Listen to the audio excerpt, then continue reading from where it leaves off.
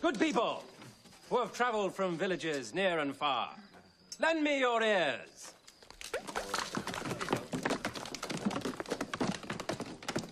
That's disgusting.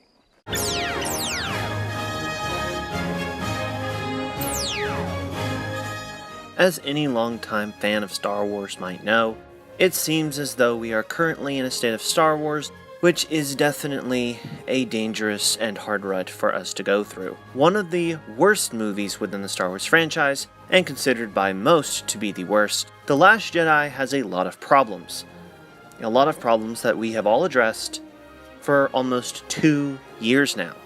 But we've never really been able to compare it to anything on equal measure with that of being a satirical comedy, and on top of that, something which was outside the realm of Lucas himself. So I decided to go back to 1987, when the release of Spaceballs, Mel Brooks' satirical film on the original trilogy, came out. Doing so, I was surprised to find that Mr. Brooks himself was able to create a more compelling and better Star Wars story than Disney has within the past 4 films. In this small video series I will be making, I want to be able to analyze certain points and aspects of The Last Jedi and how Spaceballs does it a lot better. Sure, it might not be perfect, but my god, it's a hell of a lot better than what Rian Johnson and Disney have been doing. In this first video, we will be looking at Spaceballs and their humor. The use of humor in this movie is extreme. Of course, it is a satirical piece of comedy. Yet, even then, the comedy works better than The Last Jedi, and we will be discussing that in various scenes we will be analyzing. We will also be analyzing romantic relationships and the character growth of the main core cast. We will also be looking at the compelling nature of the villains, Kylo Ren and Snoke for The Last Jedi, and Disney Star Wars in general, as well as Dark Helmet from Spaceballs, and Colonel Sanders, his lackey lieutenant. So, let us begin by analyzing one of the scenes which is in Spaceballs. Now, let us first start off by saying this. Spaceballs' sense of humor works different from The Last Jedi because of one simple reason. It is used not as a cheap joke to nudge the audience member and saying, hey, get it? Get it? It's a joke. You get it? It's a joke. You get it?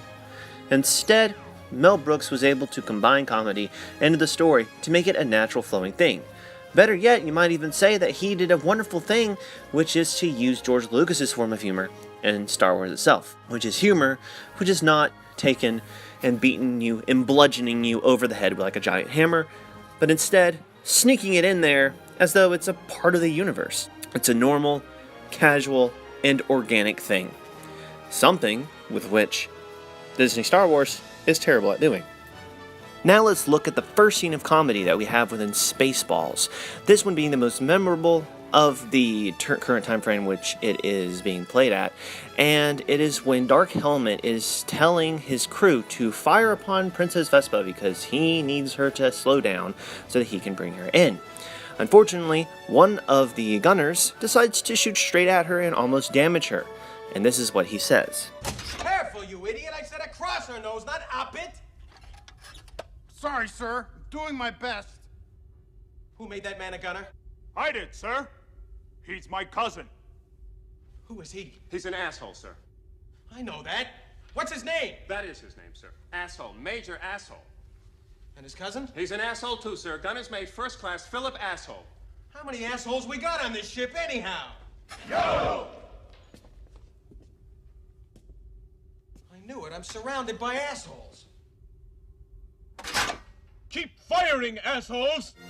Now let's compare this scene to that of Hux at the beginning of The Last Jedi, where he is talking about the "your mama" joke. This is totally outside of the realm of Star Wars. It doesn't make sense, it's not funny, if anything, it's obtrusive and totally non-Star Wars. If anything, it resembles something within our own world, our own universe, not what's in Star Wars. Meanwhile, within this scene, there is also a reference to something in regards to our world called the asshole. The interesting and fun fact about Mel Brooks compared to The Last Jedi is that this is the person's name. They're also acting like assholes, but they never actually say that they are assholes in the sense of the term of negative endearment, as one might want to say. If anything, it is their names. He is actually saying, "Fire, assholes." He's telling them all because they're all assholes. This is a totally fine joke. It's funny to us as an audience because in our own world we see the word asshole as something totally different. But in this world,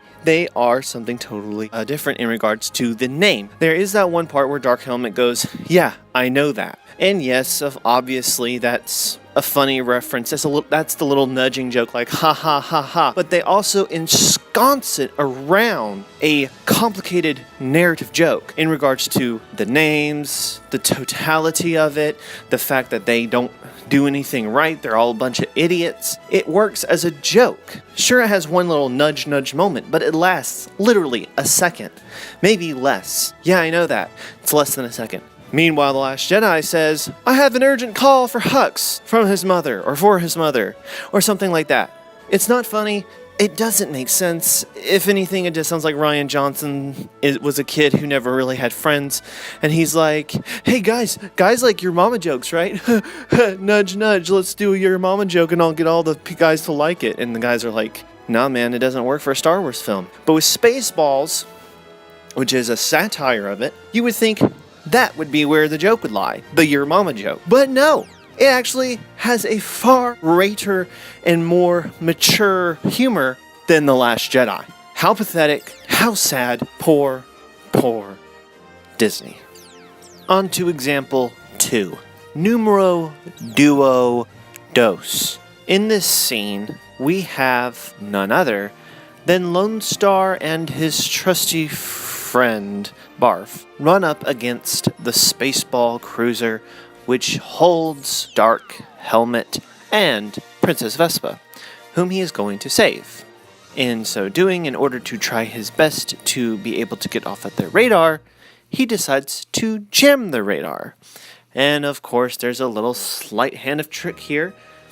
When they say, "We are gonna jam the radar," they actually throw jam at it. Hint, hint. Then, of course, we get the scene. The scene, which is a pretty darn funny one, and one that I would love to analyze and talk about why it is better than some of the humor in The Last Jedi, and therefore, subsequently, the rest of the Disney Star Wars films. Well, you don't need that, Private. We're right here. Now, what is it? Now, what is it? I'm having trouble with the radar, sir. What's wrong with it? I've lost the bleeps, I've lost the sweeps, and I've lost the creeps. The what? The what? And the what? You know, the bleeps, the sweeps, and the creeps. That's not all he's lost. Sir, the radar, sir. It appears to be Jammed. Jammed. Raspberry. There's only one man who would dare give me the raspberry. Lone Star!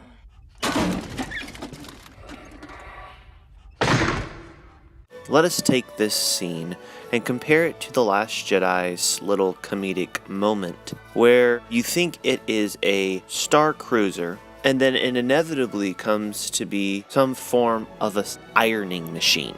This is dumb beyond belief because, number one, Star Wars is supposed to be a serious drama series. You do not think that, oh look, they have ironing boards. You're not supposed to think about ironing boards when you're thinking about Star Wars. It totally takes you out of the realm of possibility of fantasy and more places you back into the realm of reality.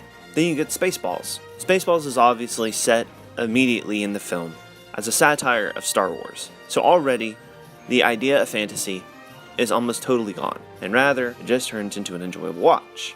The idea of jamming a sensor and actually using jam in a way that actually jams the sensor is both creative, silly, and at the same time, if you had the jar that big, full of jam, somewhere hidden in your cruiser, it could do some damage, I'm sure. Then on top of that, we have this excellent performance by this great, diverse POC who is hilarious and makes some very unique sounds. Yet throughout the entire dialogue presentation, they are completely and utterly serious with not one hint of, oh look, it's a joke.